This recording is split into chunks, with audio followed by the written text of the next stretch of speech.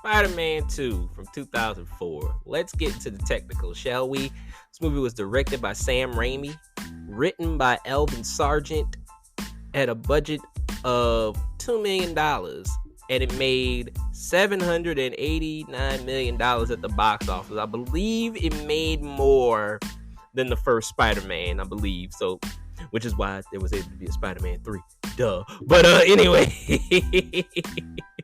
but let's get into how I saw this movie as a kid. Technically, I was still a kid. I was 17.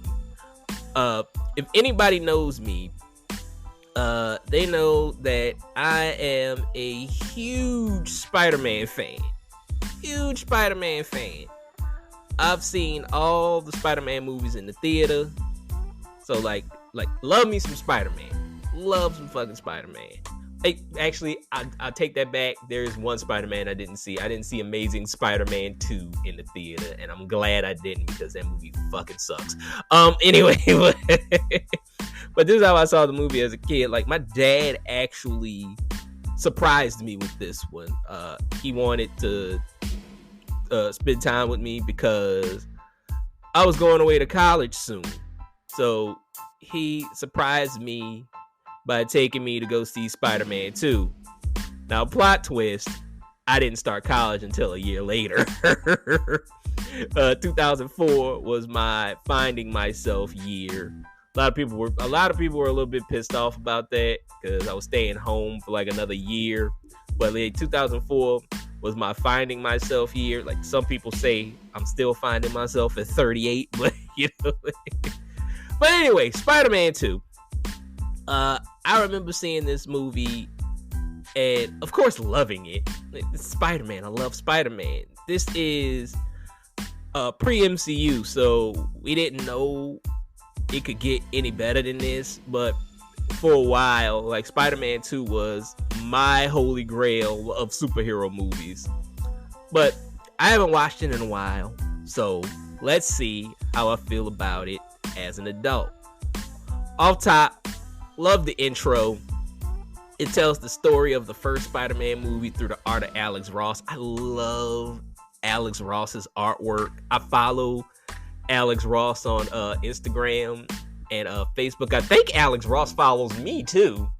I think I got a follow from Alex Ross like a while ago, and I was like super excited. I'm like, oh shit, Alex Ross is following me. I was like, because I always like Alex Ross's artwork, because like he puts his artwork on Instagram and on Facebook, and I always like it.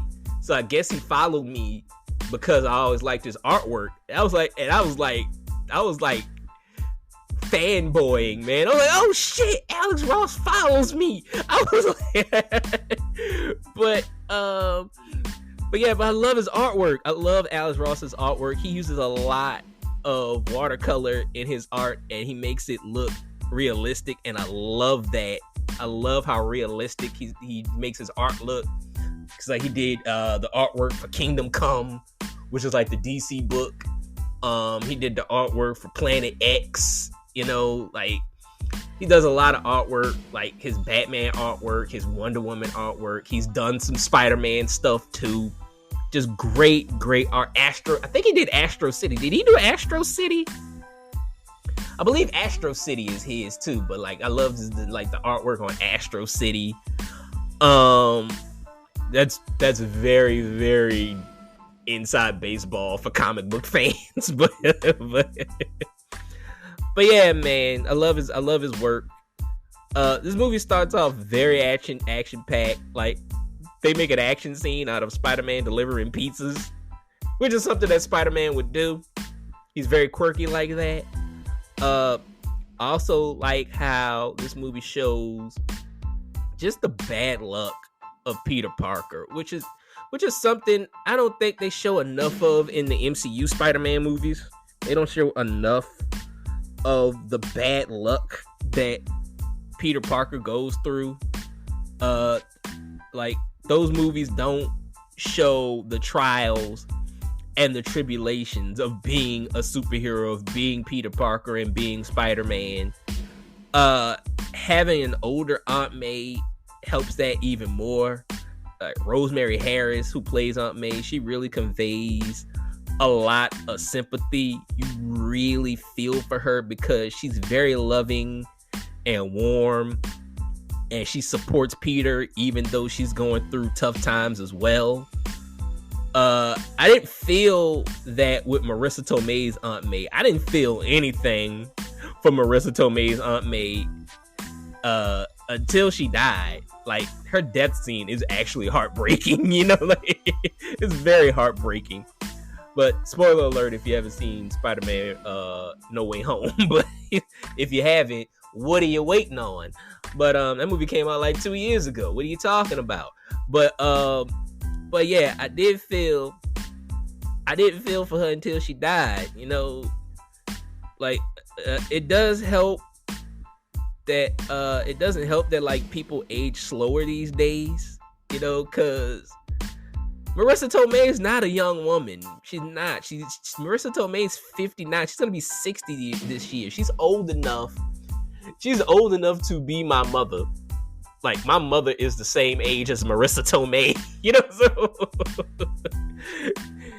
and like, you can't tell. Like, my mom looks young for her age too. My mom does not look her age either. Like, shout out to my mom for looking good. But you know,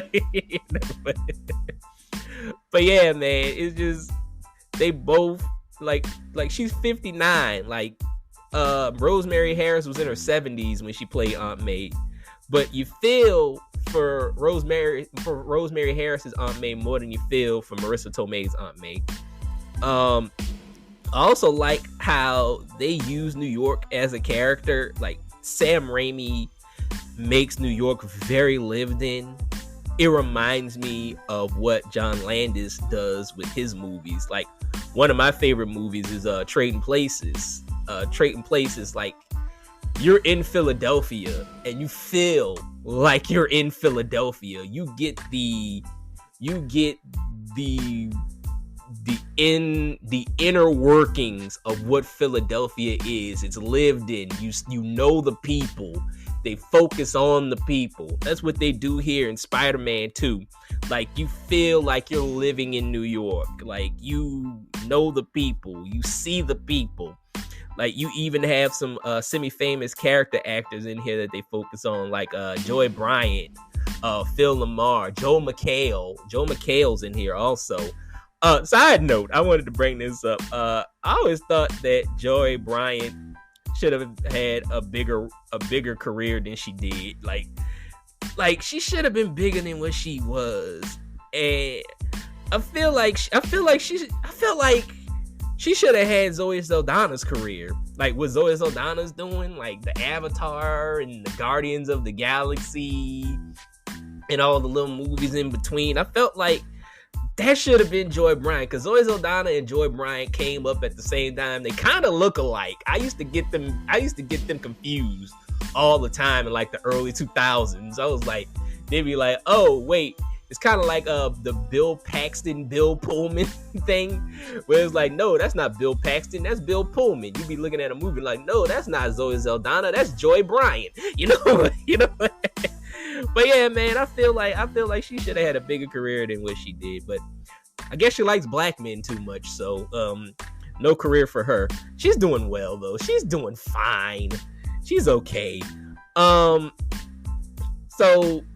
Spider-Man is starting to lose his powers, and he doesn't know why.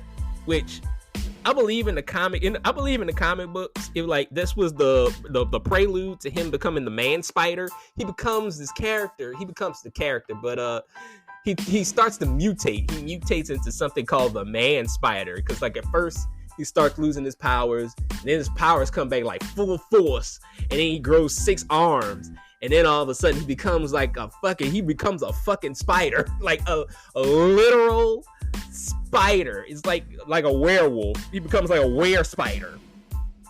And but I don't remember that storyline very well, so don't quote me on that. You know, I think that's what happens, but I know at some point he becomes like a fucking were-spider. Let's talk about